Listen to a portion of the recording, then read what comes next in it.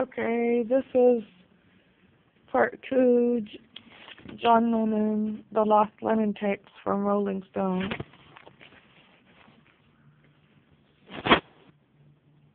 For those who can't see, who are blind and might like to hear the story, it was from 2010, the Rolling Stone, December 23rd issue.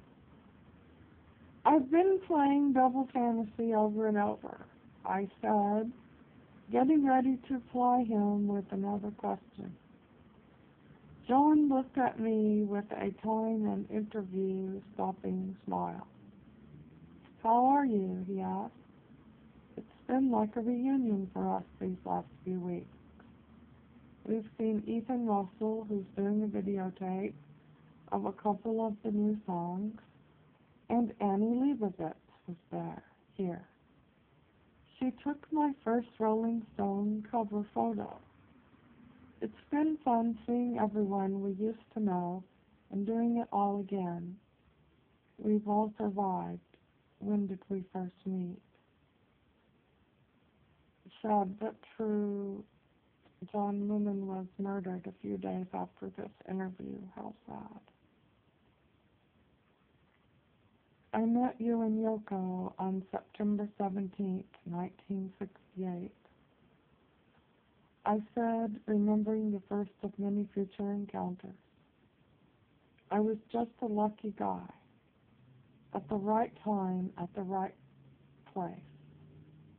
John had decided to become more public, to demystify his Beatles persona.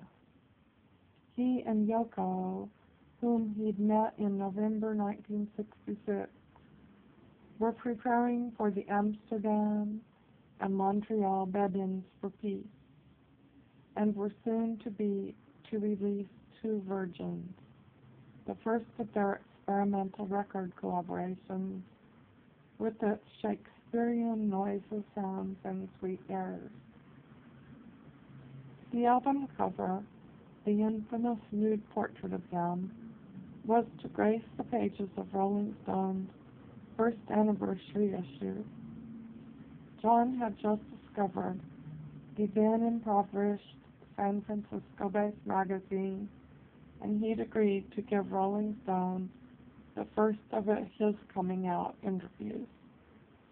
As European editor, I was asked to visit John and Yoko, and to take along a photographer, Ethan Russell, who later took the photos for the Let It Be book that accompanied the album.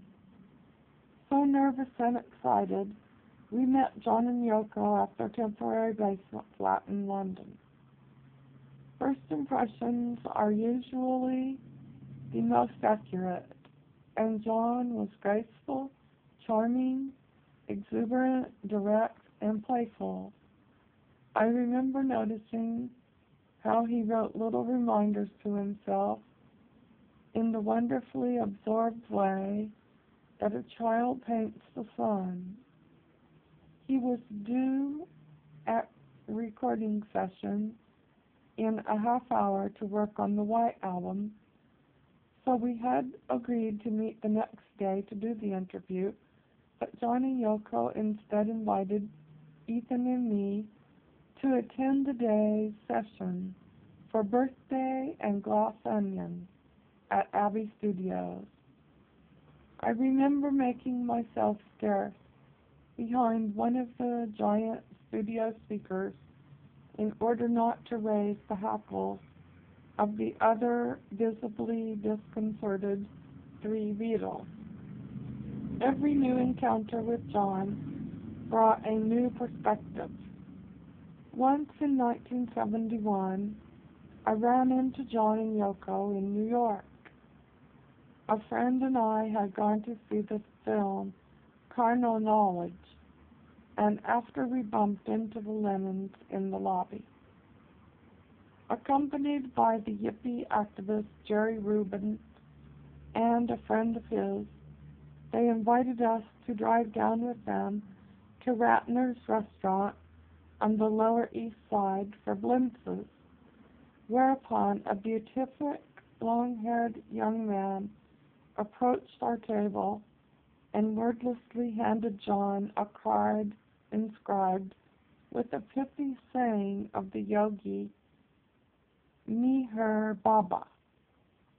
Reuben drew a swastika on the back of the card, got up, and gave it back to the man. When he returned, John admonished him gently, saying that that wasn't the way to change someone's consciousness.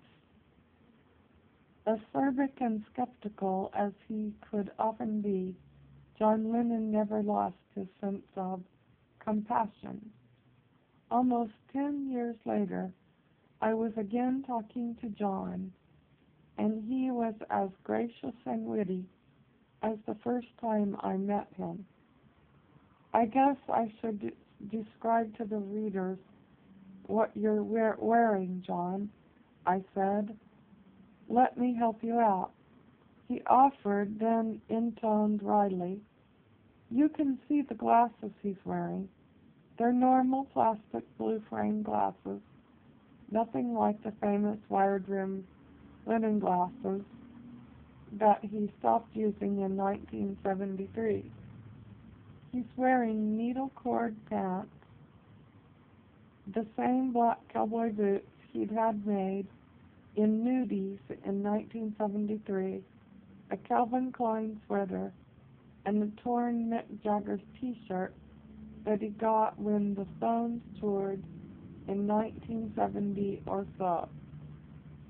And around his neck is a small 3-part diamond heart necklace that he bought as a makeup present after an argument with Yoko many years ago, and that she later gave back to him in a kind of ritual.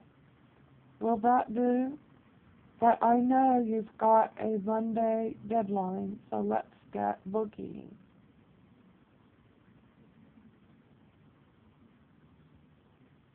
Double Fantasy is the first recording you've made in 5 years. And to quote from your song, The Ballad of John and Yoko, it's good to have the both of you back. But the illusion that I was cut off from society is a joke. I was just the same as any of the rest of you. I was working from 9 to 5, baking bread and changing some nappies and dealing with the baby. People keep asking, why did you go underground? Why were you hiding? But I wasn't hiding. I went to Singapore, South Africa, Hong Kong, Bermuda.